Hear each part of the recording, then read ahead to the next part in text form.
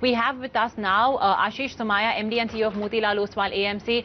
Mr. Somaiyaa, thank you for joining in. Let's get in your initial take on what you make of these numbers. Equity inflow, of course, has slowed down to sub 5,000 crores, but SIP strong as ever.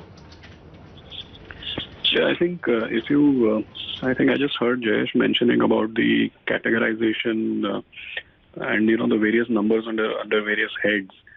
So if I were to actually add up, if you add up all the numbers like diversified equity and then the balanced category and then the ELSS, my kind of way of looking at it tells me that the net flow is about 2,100 crores totally.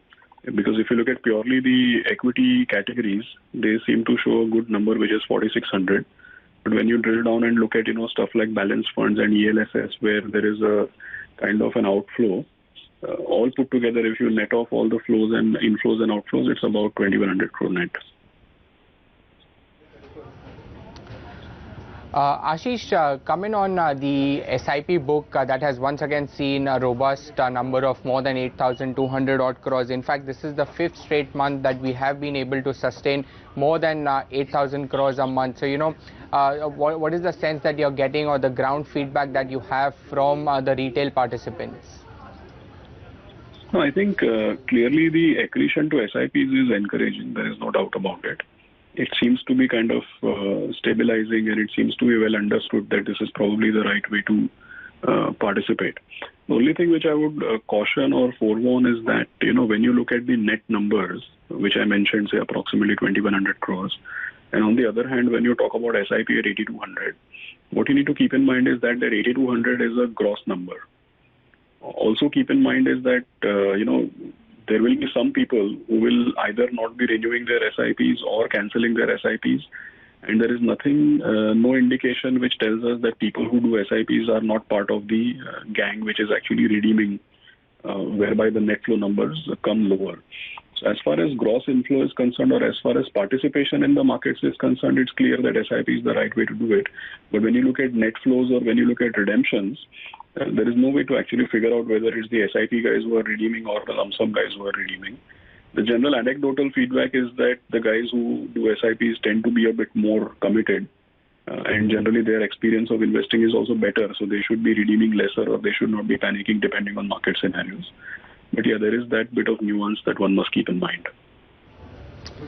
Aashish, let me take this opportunity to also ask you on the recent AMFI guideline in which they have, in fact mentioned that mutual funds should proactively take a haircut on the substandard investment grades that they have. So, what is the sense that you're getting by talking to some of the peers and the distributors that you have? What sort of impact do you think this will have on the overall industry? What is the rationale you think that the AMFI would have, on imposing or suggesting something like this? I think the Association of Mutual Funds being the industry body, their foremost concern out here would be to align the practices which are followed across different fund houses. Because as you are aware, when a particular bond or a fixed income instrument, when there is a change of rating, and at the same time there is a belief, for example, that okay, eventually this might default or delay the repayments.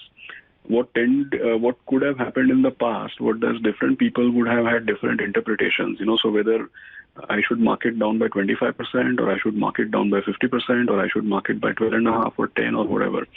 So what might have happened in the past is that based on different interpretations, different people holding the same nature of security might have used different markdowns on the same event. So the point is that if there is an event which applies to all instruments with similar intensity, then everybody should follow the same logic as far as valuing it is concerned. I don't think there is any new implication for investors in that sense, because what AMFI has come out with has nothing to do with the actual event.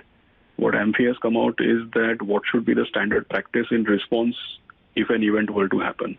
So that circular is more about standardizing the practices and ensuring that different people don't use different interpretations of the event.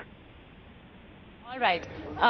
Jayesh, as well as Mr. Somaiyaa, thank you for joining in then to give us a picture of what exactly the flows have been like in the mutual fund industry for the month gone by. Great SIP flows, however, net equity inflows, of course, have come a little subdued. But do remember, there's that entire recategorization as per new AMFI rules that has happened. So with effect from April, that change is going to be there.